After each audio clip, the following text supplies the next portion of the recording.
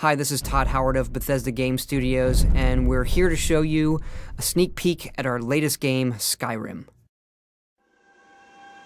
Each time we do a new Elder Scrolls game, we'd like to start fresh, and Skyrim is no different. Coming off of Oblivion, and then the team did Fallout 3, we had a huge list of things we knew we wanted to do technically with the current generation of hardware and PCs to bring a virtual fantasy world to life. So we've rewritten the render, we've rewritten all the gameplay, the scripting language, the faces, the foliage, and all this comes together in our new engine we call the Creation Engine. So we're interested in all the little details like this plant here, the medium details of these logs and trees, and all the way up to distant mountains. And if you've played our previous stuff, you know that mountain is not just a backdrop. You can walk all the way to the top of that mountain. And it's a huge world.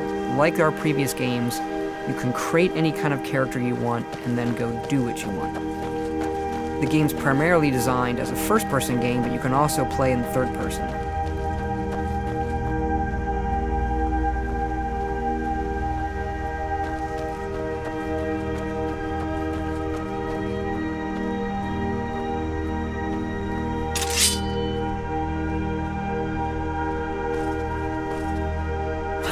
Our big motto for Skyrim is, you are who you play.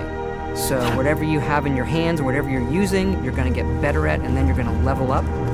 The right trigger does your right hand, and the left trigger does your left hand.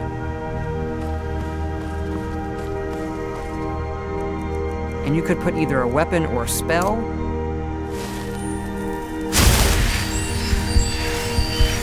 You can also dual wield spells. What's really cool here is, if you put the same spell in both hands and pull both triggers, you can get a bigger, more powerful version of that spell. Up here we have standing stones. There are 13 of these throughout Skyrim's landscape, and they give you special abilities, but you can only have one of these active at a time.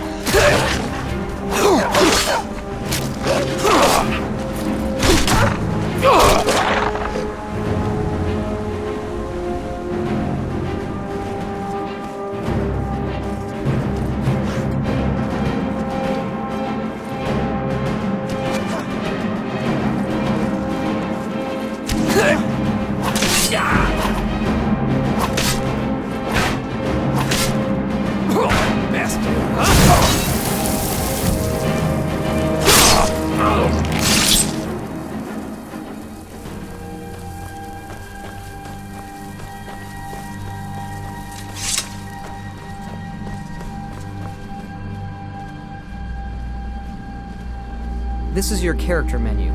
Here you can see all your items, not just what they do stat-wise, but also what they look like. Each of the thousands of objects you can find can be zoomed in, rotated, and looked at in high detail.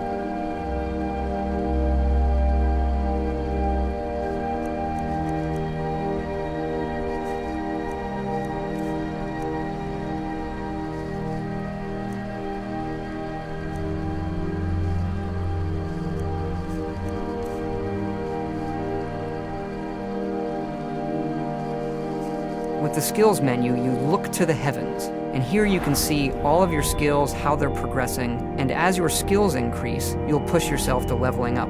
The higher the skill, the more it affects your level progress. And when you level up, you get to pick a perk. Each of these skills has its own perk tree.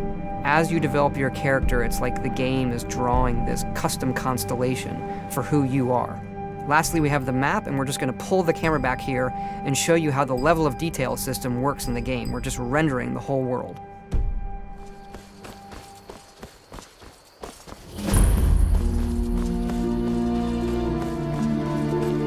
A dragon! I saw a dragon! What? What is it now, brother? You keep on like this, the town will make you crazy. And I got better than Ain't every day we get visitors in Riverwood. Gerder's family first settled here as woodcutters a few generations ago. She and Hod run the mill. I make a decent living sharpening axes and fixing the sawmill.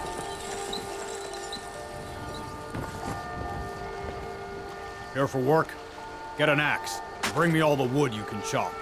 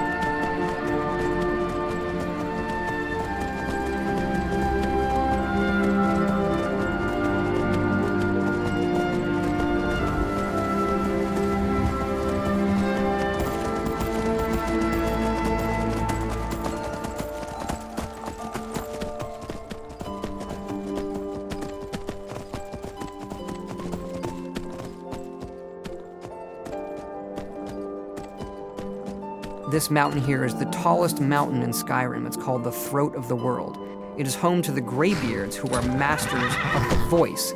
The voice is the ability to use the language of dragons and form these magical shouts.